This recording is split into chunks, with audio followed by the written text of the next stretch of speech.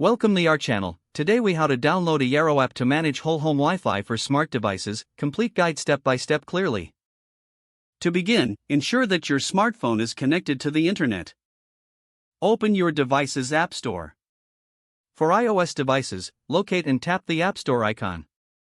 For Android devices, find and tap the Google Play Store icon. In the search bar at the top of the screen, type Eero and press search. From the search results, find the Eero app. Make sure it's developed by Eero Incorporated. For authenticity, tap on the Eero app to open its details page. If you are using an iOS device, tap the Get button. If you are using an Android device, you will see an Install button. Tap it. Wait for the app to download and install on your device. Once the installation is complete, you will see Open on the app page. Tap Open to launch the Eero app. If prompted, grant the necessary permissions for the app to access location and Wi-Fi settings. Next, you will need to create an Eero account if you don't have one yet. Follow the on-screen instructions to sign up using your email address. After registering, log in with your new credentials.